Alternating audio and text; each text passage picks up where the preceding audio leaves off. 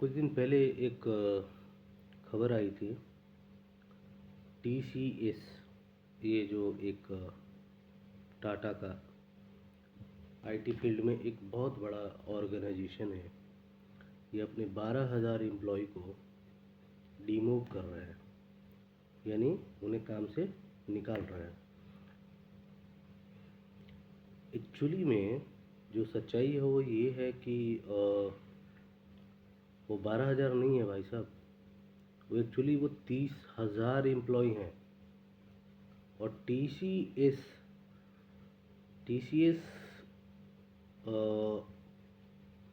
जो कि टाटा का ब्रांड लगा हुआ है उसके साथ में, तो उनका लोगों का अपना एक काल्पनिक दिमाग उसके पीछे घूम रहा था कि भैया सरकारी नौकरी और टाटा की नौकरी में ज़्यादा कुछ फ़र्क है नहीं। ना तो सरकारी नौकरी में आपको निकाला जाता है और ना ही TCS की नौकरी में निकाला जाएगा, यानी टाटा की नौकरी में निकाला जाएगा। बट अनफॉर्चुनेटली अभी ये टाइम ऐसा आ गया है कि टाटा भी अपने एम्प्लॉय को बाहर निकाल रहा है। ओके, ये मैन्युफैक्चर्ड में नहीं है, जो भी उसकी मैन्युफैक्चर्ड कंपनियां हैं जो प्रोडक्ट बना रही हैं उसमें तो नहीं है, बट IT सेक्टर में अभी इन्होंने चालू कर दिया। और इसका रीज़न मुझे ऐसा लगता है कि इसका रीज़न यही है जो अभी सारी दुनिया में कहानियाँ चल रही हैं वॉर की। वो बहुत सारे वॉर अभी चल रहे हैं, कहीं बम गिराए जा रहे हैं तो कहीं शब्द गिराए जा रहे हैं।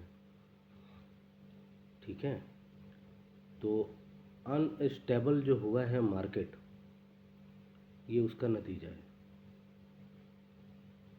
मुझे ऐसा लगता है कि ये उसका नतीजा है कि टाटा को भी मजबूरन अपनी एम्प्लॉय निकालनी पड़ रही है। उनके पास भी इतना काम रह नहीं गया, या फिर उनको लगता है मेरा फ्यूचर जो है अनसिक्योर हो जाएगा अगर ये 30,000 लोगों को मैं जॉब पे कंटिन्यू करता हूँ, तो आने वाले टाइम में 2 4 6 महीने या साल भर तो मेरा फ्यूचर अनसिक्योर हो जाएगा। तो इसलिए उन्होंने डिसीजन लिया कि नहीं, ये लोगों को जो है डिमूव करो, और उसके बाद जो लोग बचते हैं उनको एक आम छोटी सी भाषा है, भैया हम तो साधारण लोग हैं और साधारण भाषा का ही इस्तेमाल करते हैं। उन्होंने क्या कहा है? उन्होंने कहा है कि हम अच्छा ब्रेक देंगे और हम ये कहते हैं कि गोली देंगे। तो हमारी लैंग्वेज में उन्होंने गोली दिया है और उनकी लैंग्वेज में ये कह रहे हैं कि हम अच्छा ब्रेक देंगे, और वो ब्रेक सालाना कितना होगा? 4 to 5%। अच्छा, 4 to 5% जो लोग ये कहते थे या कैलकुलेट करते थे गवर्नमेंट जॉब और TCS की जॉब इक्वल है, उनके लिए है कि भैया ये जो 4 to 5% होता है ना, ये एक सरकारी एम्प्लॉय का 4 से 6 महीने या 6 से 8 महीने में TA का इंक्रीमेंट हो जाता है। जो ये बड़े बड़े गणितज्ञ बैठे हुए हैं और उनको लगता है कि वो बहुत अच्छा इकोनॉमिकल कैलकुलेशन कर सकते हैं, तो ये शायद उनके लिए ज़्यादा अच्छा हो वो कैलकुलेशन करें कि ये कितना है। और शायद हमें ये सोचने की ज़रूरत है, हमें यानी मैं अपने लिए या अपने जैसे लोगों के लिए ये बता रहा हूँ, हमें ये सोचने की ज़रूरत है कि हम ये सोचते हैं कि अगर हमने किसी MBBS या फिर किसी भी डॉक्टर फील्ड में एडमिशन ले लिया तो मेरी जॉब गारंटेड है क्वालिफाई करने के बाद, तो भैया आप गलत हैं। आपको लगता है इंडिया की सबसे अच्छी इंस्टीट्यूट में आप एडमिशन ले लेते हैं, वहाँ से BTech MTech की डिग्री लेके निकलते हैं, कहीं अच्छे इंजीनियर पोस्ट पे लग जाते हैं और आपकी जॉब जो है वो सिक्योर है 100%, तो मुझे नहीं लगता कि आपके जैसा कोई मूर्ख है। क्योंकि अभी का जो एजुकेशन है वो टोटल आउटडेटेड है। आज एआई को चालू हुए, मुझे जहाँ तक पता है, तकरीबन एआई को चालू हुए तकरीबन 5 महीने हो गए हैं, लेकिन आज तक कोई भी कॉलेज, कोई भी स्कूल, कोई भी संस्था इससे रिलेटेड ना तो कोई सिलेबस लेके आई हुई है, ना ही उसने कुछ एक्स्ट्रा क्लासेस चालू किए हैं। और जब तक वो चालू करेंगे ना, तब तक पता चलेगा कुछ और आ गया मार्केट में भैया। तो ये अनसिक्योर होना जो है ना, सबसे पहले हमें छोड़ना पड़ेगा कि मैं अनसिक्योर नहीं हूँ। मैं खुद के जॉब को लेके, खुद के फ्यूचर को लेके, मुझे अगर एक साधारण सी बात कहनी हो या साधारण सा शब्द इस्तेमाल करना हो, तो भैया मैं रेडी हूँ।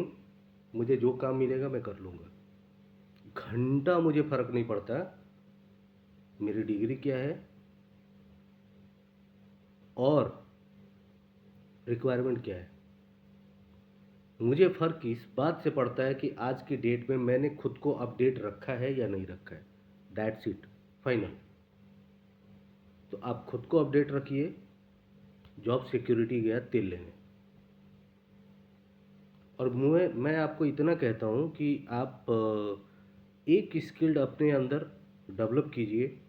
आप जितने भी इंटरव्यू को एसेस करते हैं, फेस करते हैं, सिर्फ सवालों का जवाब मत दीजिए, सवाल करना भी शुरू कीजिए। क्योंकि आपका इंटरव्यू वही ले रहा होता है जो आउटडेटेड है भाई साहब। जो आप पढ़ के आए हैं ना, उसको नहीं पता। वो आपसे 20 साल 30 साल पहले की पढ़ाई पढ़ के बैठा हुआ है, सिलेबस पढ़ के बैठा हुआ है। ना तो उसकी टाइमिंग आपके बराबर है, ना ही आपका लैंग्वेज उसके बराबर है। आप उससे टफ हो। बस खुद को एनालाइज करने की ज़रूरत है। आप खुद को एनालाइज करो और दूसरे के ऊपर रखने की कोशिश करो। मेरा यही फंडा है कि मैं खुद को दूसरे के ऊपर रखने की कोशिश करता हूँ। मुझे घंटा फर्क नहीं पड़ता कि मेरे सामने कौन खड़ा है। मैं दूसरे को जवाब देने से ज़्यादा खुद सवाल करने की हिम्मत रखता हूँ। और मेरे खुद के दिमाग में चलता है, अगर मुझे अप्रोच किया जाता है कि आपको अगर किसी से बात करना है, तो मैं खुद सोचता हूँ कि मैं उससे क्या पूछूंगा।